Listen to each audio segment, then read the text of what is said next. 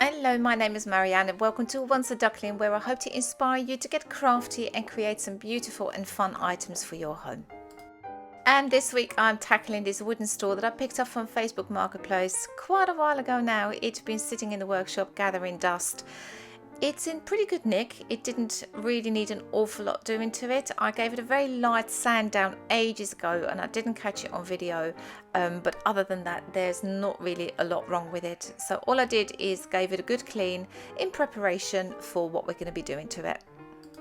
I'm just using some normal detergent with a damp cloth and just getting rid of any grease and dust.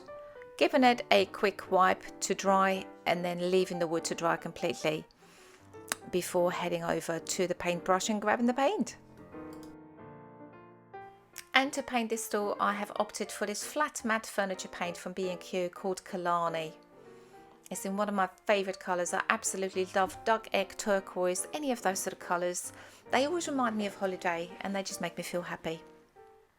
And what makes me even happier is the fact that it's a self-priming paint, so I didn't have to do anything to the wood. I'm going straight in with a brush and giving it a first coat of paint.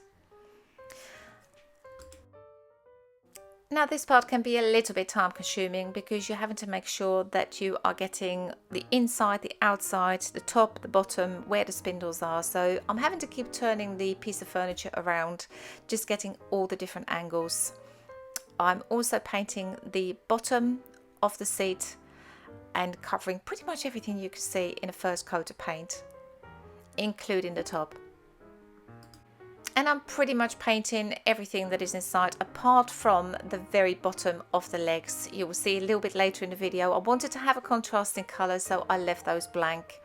But apart from that, leave the layer of paint to dry before adding a next coat. For me, 2 coats of paint was enough. It was fine, the coverage was good. But if you decide that it needs an additional coat, then make sure you're leaving any coats to dry in between before adding the next one. Now, as you can see, there are 4 spindles on the crossbars. 2 of them sit slightly higher, 2 of them sit slightly lower. So on the higher level, what we're going to do, we're going to create a little shelf.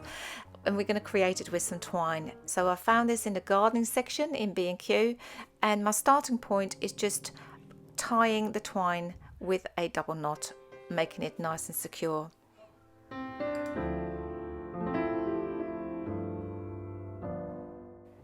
And once that knot is completely tied, what we're going to do is just to wrap that twine around the 2 top spindles to create that shelf.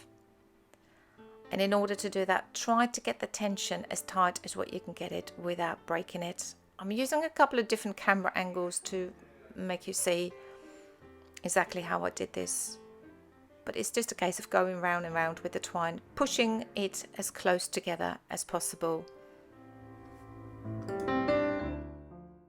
I still had some twine left over from a previous project, so halfway, probably about halfway, 3/4 of the way through here, I'm having to change over the rolls. I'm just tying a knot at the bottom and taking a new roll and then continuing the whole process until I reach the end. Again, turn your project around, tie a knot in it until it's secured. So now onto those legs that we were talking about earlier. I wanted to have a slight contrasting colour, so I'm taking a measuring tape or a ruler and I'm measuring out roughly about 8 centimetres and putting some masking tape around it, and then heading over to my chalk furniture paint in white and basically just painting the bottom of the legs in a white colour. All in all, this took about 4 coats because of the wood peeking through, and I made sure that I left all the coats to dry in between before adding the next one.